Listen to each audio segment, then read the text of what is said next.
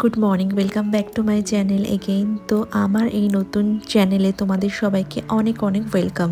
তো আজকে একদম ঘুম থেকে উঠেই ফ্রেশ হয়ে চলে আসলাম ব্রেকফাস্ট বানাতে।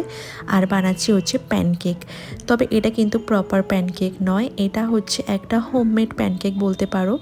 দেখতে কিছুটা প্যানকেকের মতো, খেতে অনেকটাই প্যানকেকের মতো, তবে একটু আলাদা রয়েছে। আর এই রেসিপিটা বানাতে না আমি শুধুমাত্র ইউজ করেছি ময়দা, চিনি, দুধ, আর তার মধ্যে দিয়েছিলাম অল্প করে ভ্যানিলা এসেন্স। তো আমি তো উইকের মধ্যে একদিনই এরকম ধরনের মানে খাবার বানাই, কারণ হচ্ছে এরকম ধরনের ব্রেকফাস্ট না একদমই খাওয়া ভালো না বলতে পারো, কারণ হচ্ছে ময়দা রয়েছে, চিনি রয়েছে, তো ডেইলি বেসিসের জন্য তো একদমই ভালো না। তবে মাঝে সাঝে খাওয়ার জন্য কিন্তু খেতেই পারি।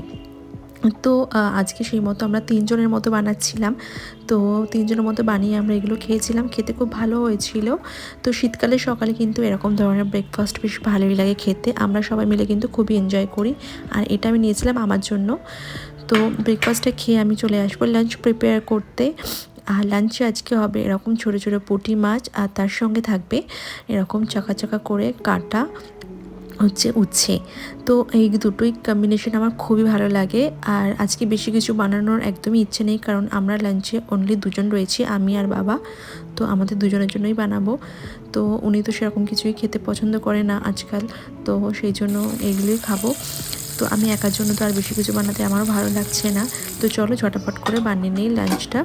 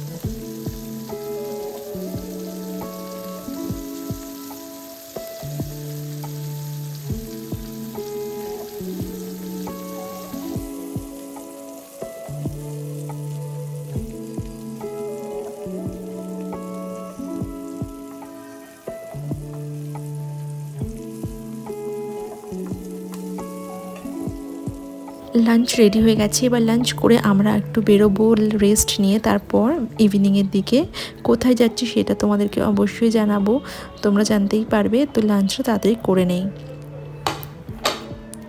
এখন বাজে 6টা, আর আমি পুরো রেডি হয়ে গেছি। আমি যাচ্ছি হচ্ছে মেলাতে, আমাদের এখানে একটা রাস মেলা বসেছে, তো সেখানেই যাওয়ার জন্য রেডি হয়ে নিয়েছি। আমি এবার পরে নিচ্ছি সক্স, কারণ হচ্ছে বাইরে ঠান্ডা রয়েছে, আর আমার কিন্তু অল্পতেই ঠান্ডা লেগে যায়, এটা একটা খুব ব্যাড একটা হ্যাবিট আছে আমার। তো তাড়াতাড়ি করে প্রিকশন নিয়ে বেরোচ্ছি। তো আমি সেরকম সোয়েটার পরিনি, আমি একটা ফুল স্লিভস টপ পরেছি, আর একটা স্টোল নিয়ে নিয়েছি, আর কানে একটা ক্যাপ পরে নিয়েছি। এই তো মেলার সামনে চলে এসেছি প্রায়, এবার মেলাতে ঢুকছি। সামনে দেখছিলাম অনেক অনেক দোকান বসে আছে, বেশ ভালোই বড় মেলাটা, কিন্তু প্রত্যেক বছরই হয়। আর আমি লাস্ট 2 বছর ধরে কিন্তু এই মেলাতে আসছি। ঢুকতে দেখলাম যে এখানে বাচ্চাদের জন্য অনেক চড়ার জিনিস বসেছে। আর এইদিকে একটা স্টল ছিল, এখানে সব জিনিসের দাম ছিল 20 টাকা করে।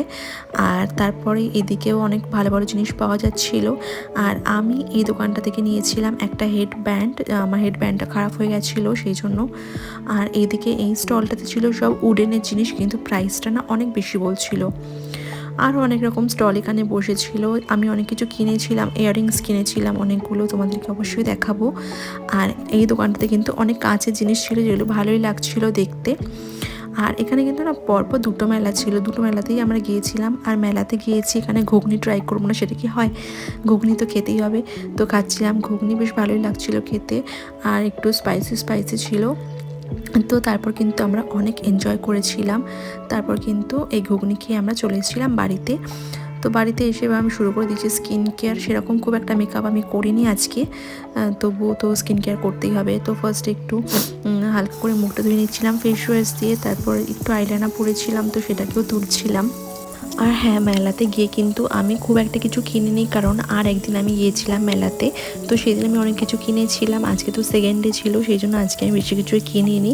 তো আগের দিন কিনেছিলাম অনেক কিছু, সেগুলো আমি তোমাদেরকে অবশ্যই দেখাবো অন্য একটা ব্লগে।